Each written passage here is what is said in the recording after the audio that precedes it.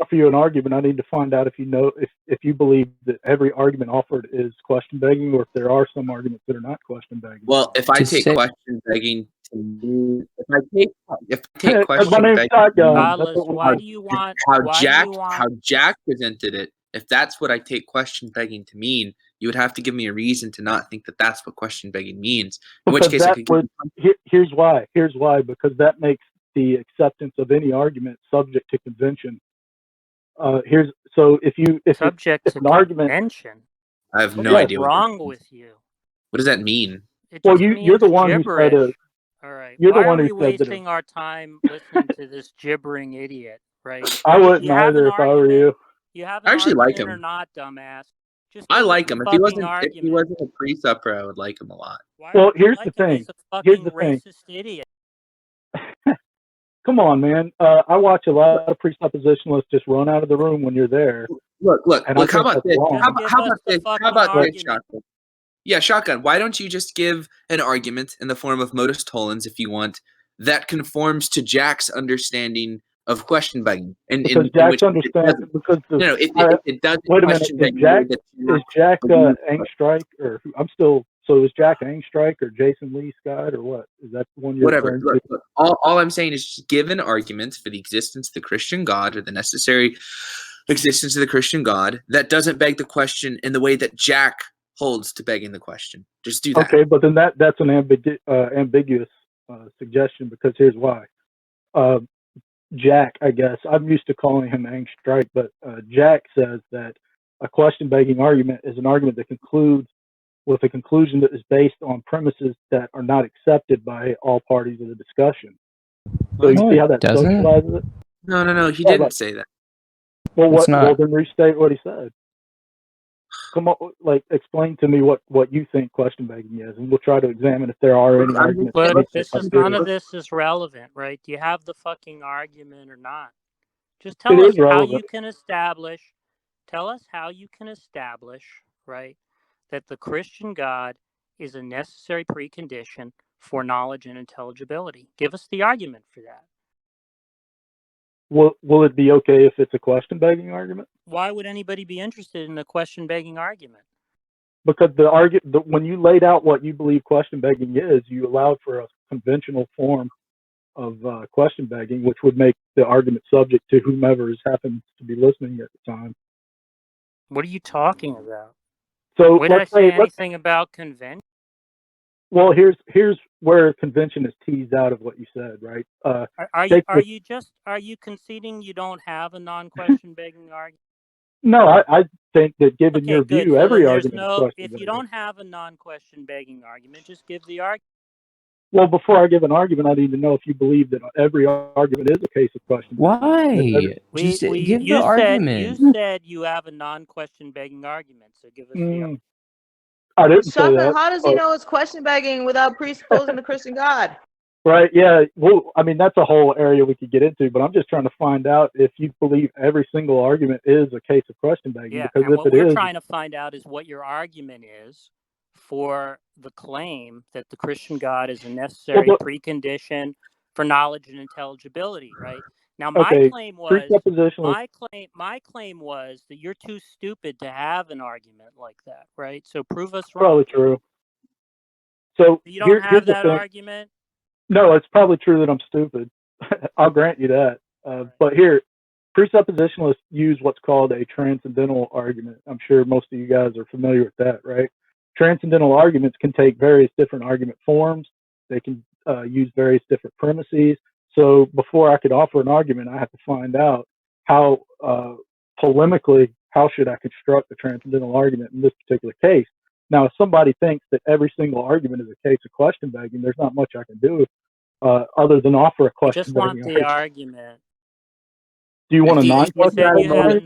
You had a standard modus tollens argument. Just offer it. You said you had a non-question begging argument. What's the argument? I'm not sure if I do, given your definition of question begging. Maybe you don't have a non-question begging argument.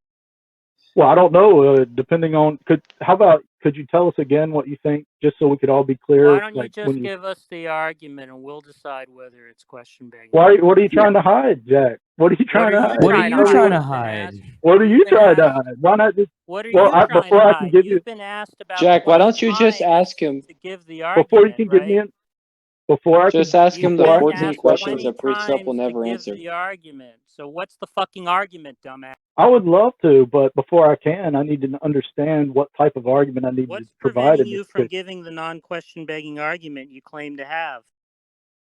So presuppositionalists use the transcendental argument, as I said, but transcendental arguments can take various forms depending on give us any of them. Context. Yeah, but I need to find out what sort of context. No, if you have a zillion of these arguments, yes, I do. Here's why it's relevant. Here's why it's relevant. If you don't believe just give that us one. My dad says God exists. Just give us one. I just did. That's not an argument. That's just a claim. It's an appeal to authority. Stupid. See, this is why I said this guy is a fucking retard, right? I don't understand why Christians run from me. He thinks that why I'm hostile to you because you're a fucking piece of human garbage. No. I said I don't understand why Christians run from you. This guy is so stupid. Do you not accept my father as a proper authority? He thinks that saying my God says that God exists is an actual my argument. I said my dad, my father, my earthly father. Rather than being a mere claim. So he's so stupid. He doesn't Why is that a mere claim? Shut up. It's an appeal to authority. Are you not accepting my father as a legitimate authority on what does or doesn't exist? I thought an appeal to authority was literally. Shut up. Yeah, it is. Okay. Yes, it is. This guy is so stupid. Will somebody shut the retard up while I'm talking? Yeah, somebody mute me so he doesn't have to actually. Somebody shut the retard up while I'm talking. Okay, I'll leave if you guys want to have a conversation. Yeah, you leave, you fucking idiot. Hey, get the fuck out of here, you dumb. Get the fuck out of here, dumbass, if you can't shut your mouth. What are you going to do? Argue me out of here? You're not going to do that. Get out of here. You're not going to shut your mouth. Okay. Will somebody shut his mouth, please? Wait, is Shotgun Matt Slick? No. He's as dumb as Matt Slick, if not dumb. So what's up, Probably Shotgun? Dumber. All right, so Shotgun, you're a I'm sorry?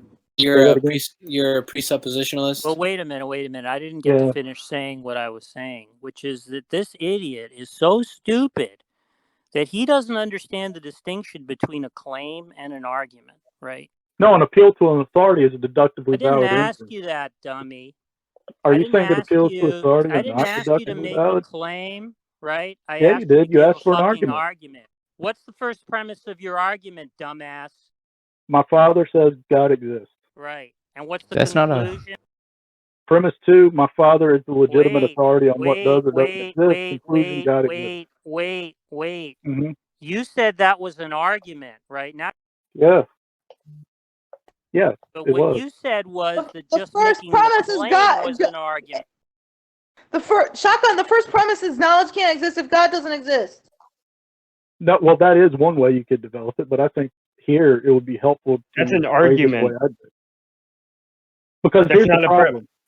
That's an argument. Knowledge can exist if God does not exist. You need to demonstrate this. You need to. That is the argument. The premises would be that you need to find what God is, you need to find what knowledge is, and then you need to make the correlation between God and knowledge. Therefore, knowledge cannot exist without God. That's not the argument that I'm making. The argument that I'm making is my dad told me God exists, premise 1. Premise 2, my dad is a relevant authority on what does or doesn't exist. Conclusion. Why is your dad a relevant authority of what does and does not exist? Thank you. Why are you walking down his line? Why are you doing that? That's so stupid. Why are you just walking down his line of fuck you? Wait a minute. I hate you. Yeah, Go he's away. trolling. Why? When you I'm not trolling. I'm genuine. When you genuine. ask why and you say that's so stupid, you've given the answer, which is that's what an idiot does. Right? Which is what was the burden to show at the outset, right? That this guy's a complete blithering idiot. So right? what you you're don't need doing to ask the question. is... You don't need to ask the question, why would an idiot do something stupid, right? Because it's totally other than the fact that I'm stupid. It's totally unsurprising that an idiot would do My something bad for trying to have an stupid, actual right? conversation. Other than the fact that I'm an idiot. I forgot voice. why would you want to have a conversation with an idiot? That's He's what I'm trying to get you guys. This is such an unhealthy. This is such an unhealthy conversation. Should I write the argument out in the text so that you guys can better analyze it? I know sometimes. Well, it's like when somebody comes up to you, it's like, I have an argument, right? And then you're like, okay, what's the argument? They're like, well, yeah, but I mean, I feel like I have to see if you really can understand what I'm saying. And you're just like, what the fuck? Dude, just tell me what you have to say. So shotgun. How You're about attacking premise one? All right, so shotgun. How about you unpack your argument for us, lay out your assumptions, and let's see if we can tackle this step by step. So what's the first premise, and lay out your assumption. Right. My premise one is my dad says God exists. Premise two, my dad is the relevant authority on what does or doesn't exist. Conclusion, therefore God exists. Now what's wrong with that? That seems deductively valid. Presumably you'd want to attack one of the premises, correct? Perhaps maybe you don't think my dad is a relevant authority on what does or doesn't exist. It's valid, but that doesn't make it sound. That's my point. So what you're saying is that each of the premises themselves need to be further justified. Yeah. So the question would be, what is a question begging argument? Is it one that the premises are not justified? How about just giving us the argument? I just did. That is the argument. No, the argument for the claim that the Christian God is necessary for the possibility of knowledge and intelligibility. Because that's what the other person was arguing. That's not what he's arguing that God is real because his dad said we so. We asked him for the argument for that claim. He said he had such an argument. He also said that he had a non-question begging version of that argument. Well, I didn't say that. I didn't say that because I'm trying to tease out what you guys actually think question begging is. So shotgun. How about, because I don't know that anyone in this group is going to come to a complete unanimous agreement as to what question begging is. So how about we get to maybe the more interesting part, which has to do with this argument for God's existence or argument for Christianity. What other arguments do you have in your toolbox? You don't like the one I gave? It's not that I don't. It's not that I don't like it. I'm just saying that I just think practically, right? Because at this point, I really don't think that this conversation is going to evolve and turn into anything interesting on the basis of. Wait, let me just. I'll tip my hand here a little bit and show you what I'm trying to do, because I think there's a lot of interesting things that we can tease out of a simple argument like this. A lot of assumptions that are going into it. So, what we would have to do is rationally justify all the premises, correct? I mean, if my dad didn't actually tell me God exists, then that would be a problem with premise one.